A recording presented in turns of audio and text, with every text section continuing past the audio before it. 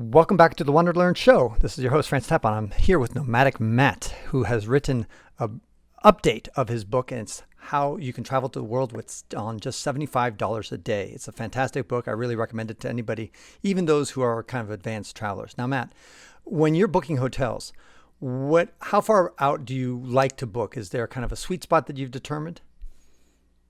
Unlike airline prices, hotel prices don't fluctuate that much.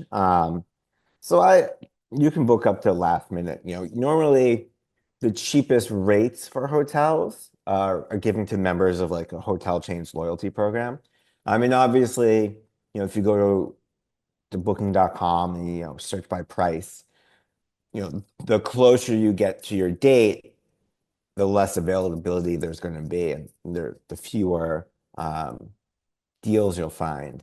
But in terms of pricing, hotels, especially the big chains, it's not like if you book 6 months in advance, it's $100, and if you book 2 days, it's $250, right? Whereas airlines use dynamic pricing, hotels don't really. I thought At Airbnbs, they sometimes allow some owners of Airbnbs to make dynamic pricing in the sense that 24 hours before the booking, they sometimes can drop the price. um, I don't know the rules for Okay. Airbnb. Hmm. It is true that I mean as a host on Airbnb, you can change your price anytime you want. Right. Um, so that's really up to you. In terms of like hotels, and I mean, I guess in the sense that any hotel and anyone, small B&B owner or guest house owner can change their prices at the drop of a hat. But like generally speaking, hotel prices don't fluctuate the way airline prices do. So I I don't have like a rule that like, oh, you have to book X days in advance, Right. or like the rates are going to raise. Generally, it's sort of like if you're going away to a destination, especially during peak season, you just like the inventory is going to be the best the further out. So it's always good to book further out. Otherwise, if you book a week before you go to say London in the summer, you're not going to find a lot of like affordable accommodation because everyone snatched that up already. Right. One of the ways your book is structured is that you have some general advice in the first half of the book, and then you have very regional specific advice. So you look into Latin America, you look into Southeast Asia, you look into Europe, and you give some specific advice.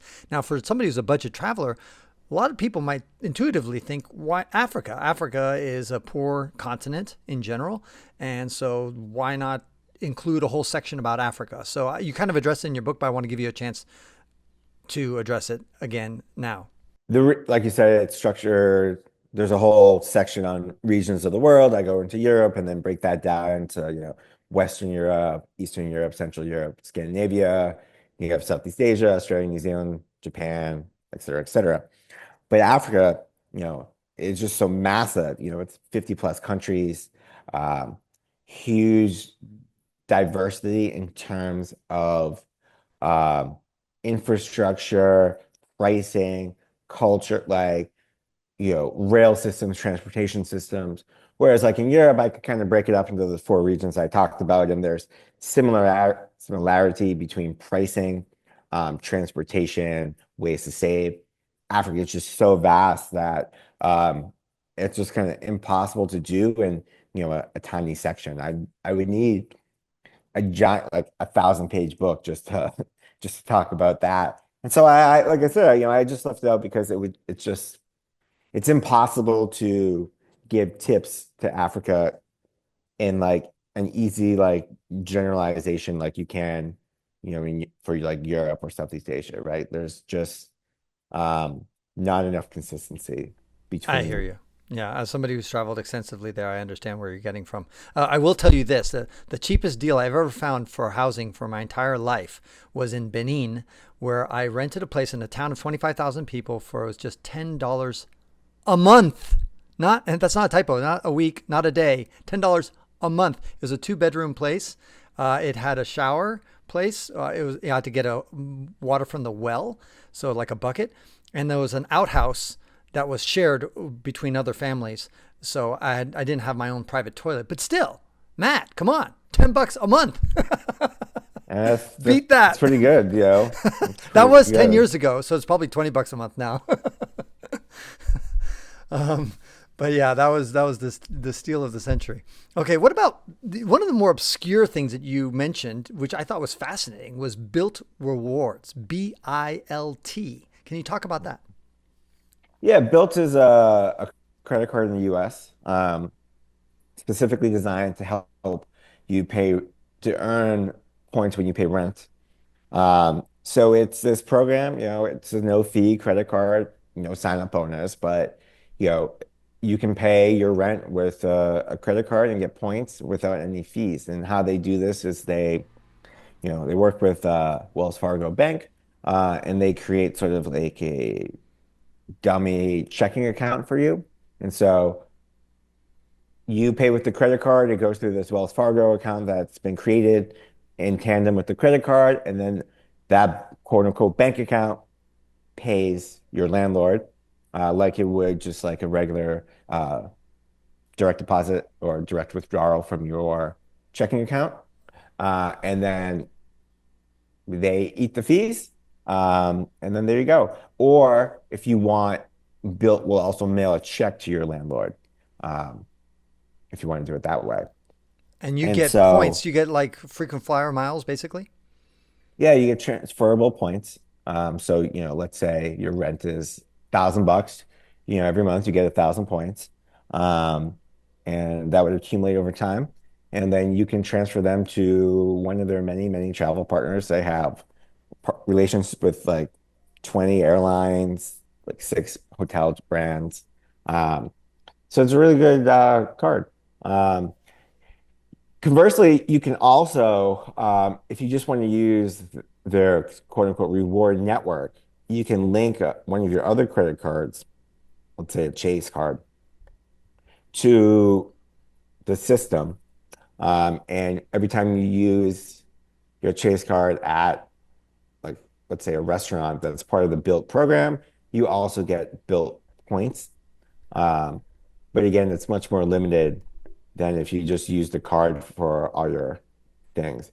I like, they have some category bonuses like on food and travel. Um, and because they have such great rewards partners, I tend to use this card as one of the predominant cards I use for my everyday spending.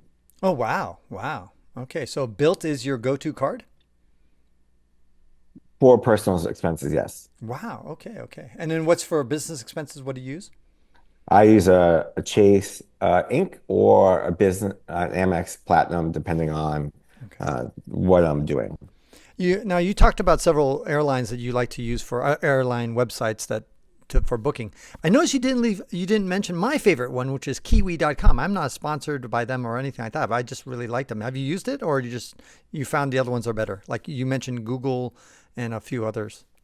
Yeah, Google, Skyscanner, Momondo, I just Right. find them to be better. Okay. Google is just they're all looking at a lot of the inventory. There's Expedia, there's Orbitz, there's Kiwi, there's Momondo, there's Yama. I mean, there's just so many Right. booking Yeah. websites out there. But I kind of like Skyscanner, Momondo, and Google Flights as like the three that tend to have the best systems and show the most like reward, like the best deals.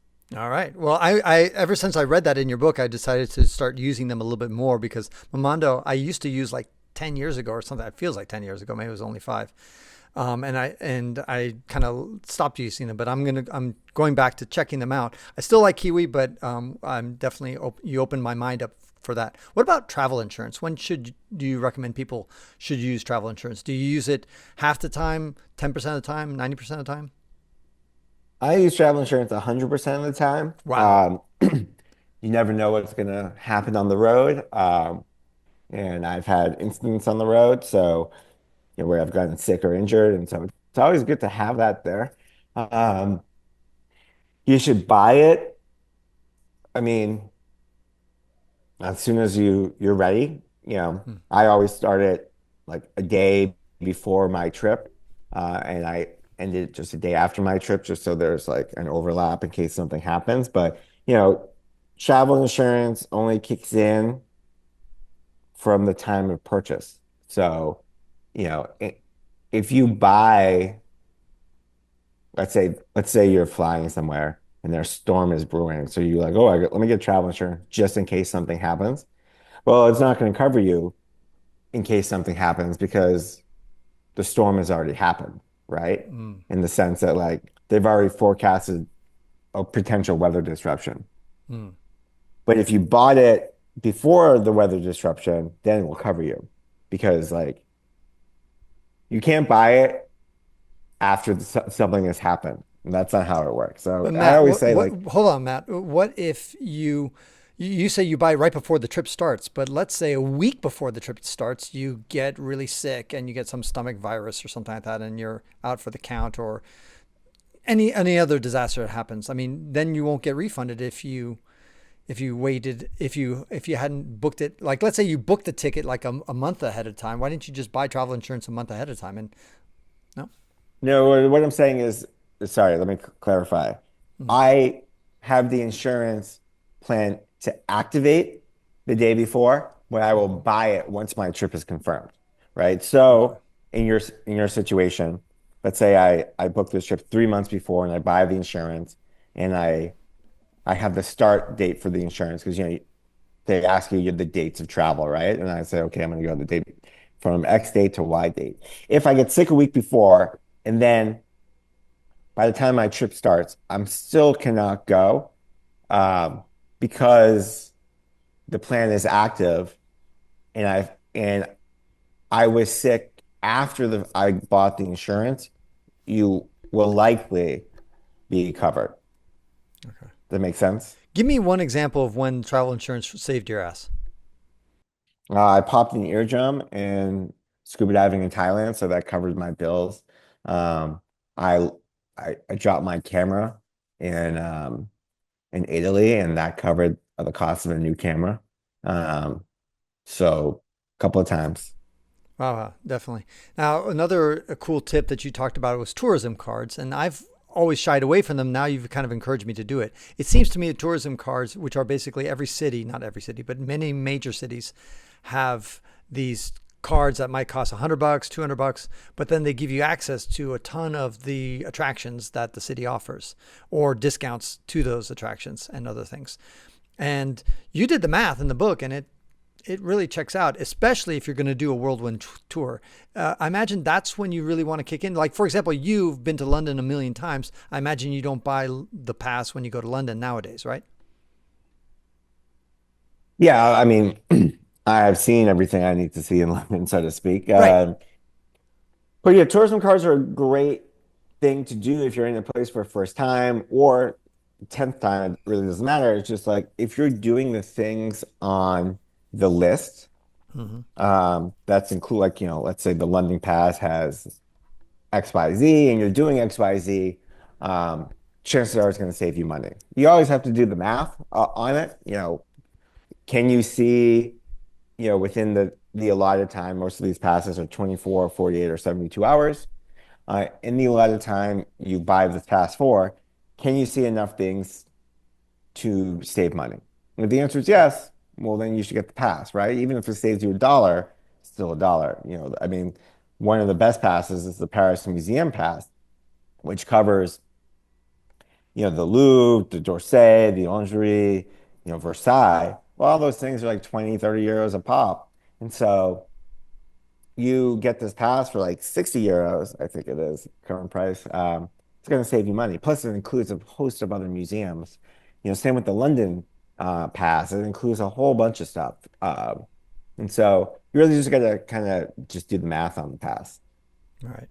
I listened to your interview with Palais Beau, the radio vagabond, and it was fascinating to listen to how you are now kind of restructuring your life. It's funny. I was kind of smiled, Matt, when you were talking about kids these days. And of course, you were a kid 20 years ago when you started this whole thing.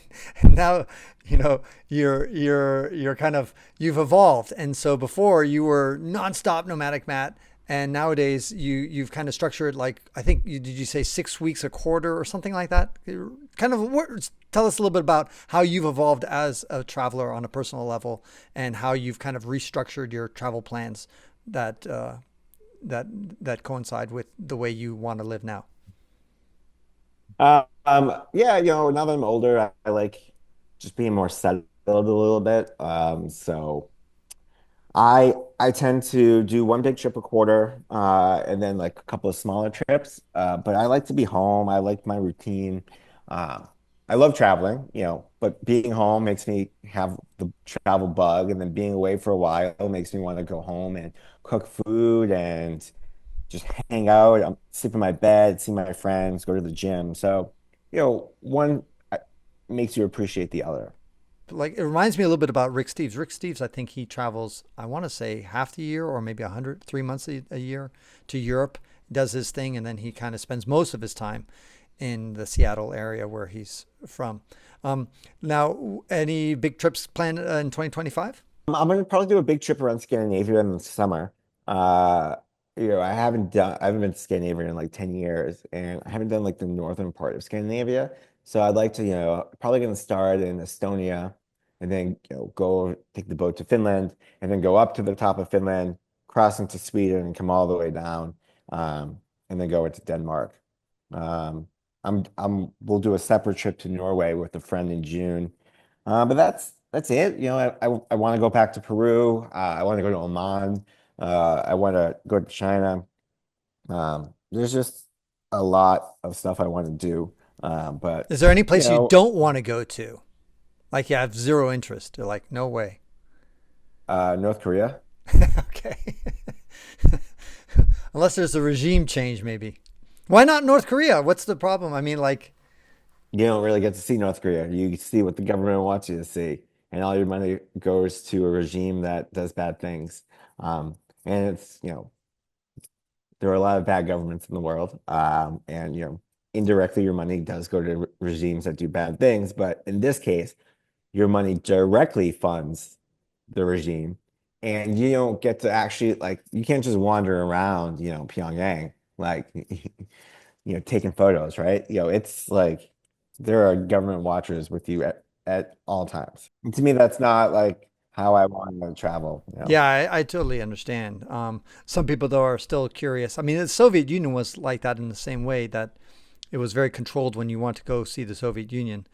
And I guess North Korea is an evolution of that. What about your website? How much time does your website and your do you spend like half the time on your website? Because I remember you used to have a conference. I don't think you have a conference anymore.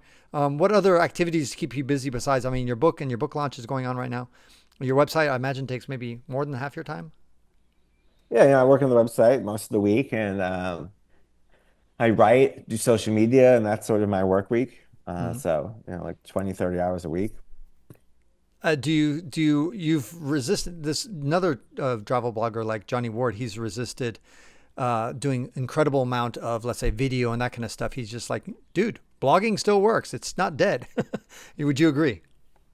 I just don't like being on video. Mm. I do think in the sense that uh, blogging is kind of dead. For people don't interact with blogs the same way they used to, right? The community really takes place on social media. Blogs are more of a resource. You can get people like, oh, I wish people bloggers told more stories, and I think that's true. Some blogs do go overboard on this; they don't really share personal stuff and tell stories as much. But the community that existed, when Johnny and I started, people just don't comment on blogs the way they do. Right. That's on TikTok and Threads and Instagram, um, but or YouTube. But video is the way of the future. But I am just not. Uh, I just don't like being on camera. So Okay. All right. Well, I appreciate you being on camera for this particular episode. Um, and oh, this is being recorded. Oh, yeah. I You would have showered and put on some makeup. Yeah.